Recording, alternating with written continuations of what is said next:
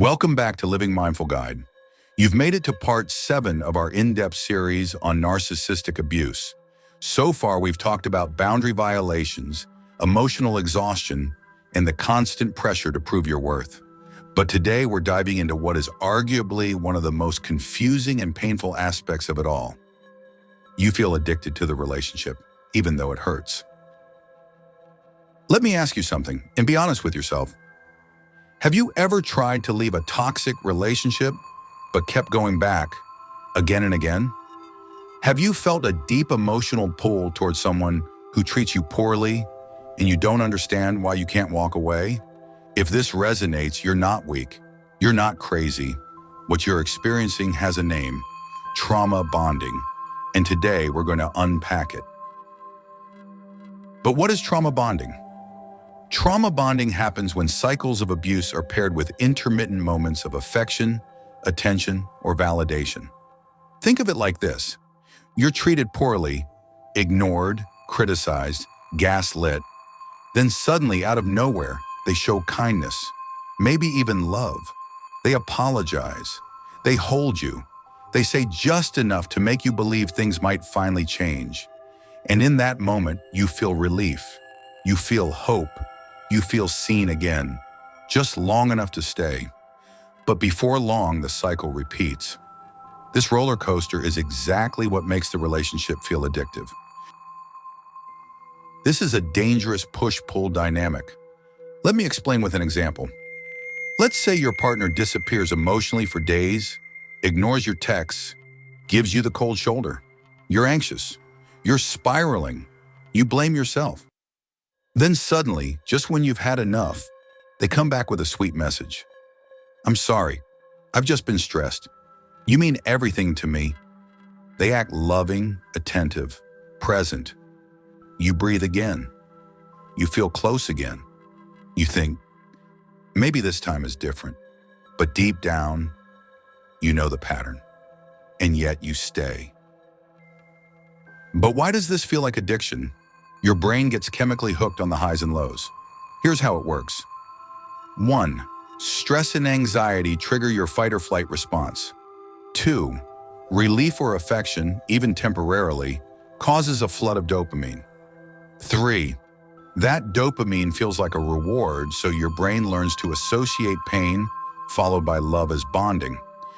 Over time, this conditions you to equate inconsistency with connection.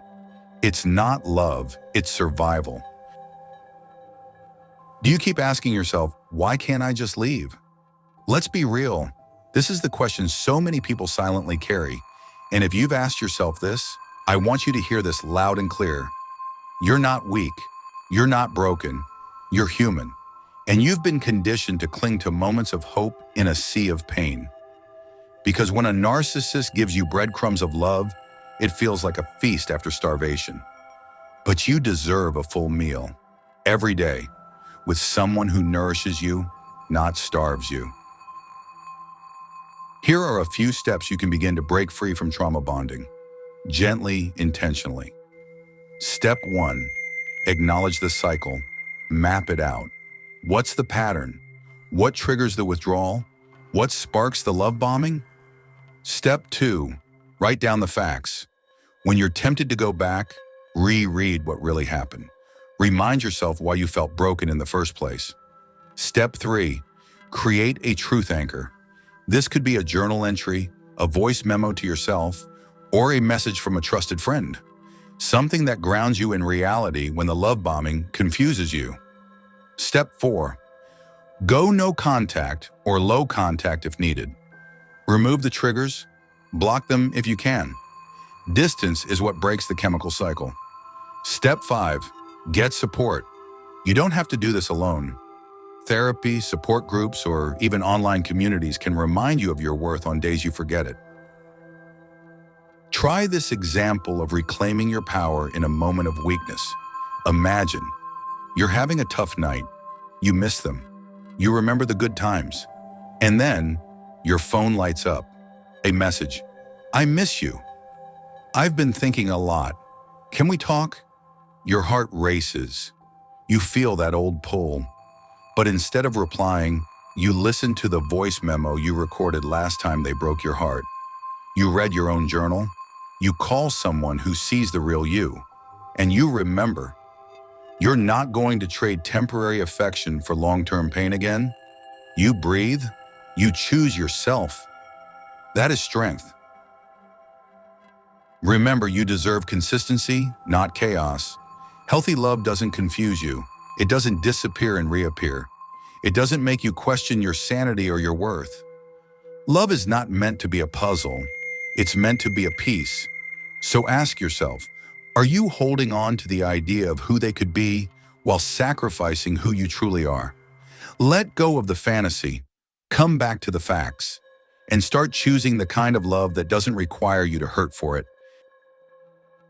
If you're stuck in a relationship that feels more like an addiction than a connection, please know there is a way out, and you're not alone.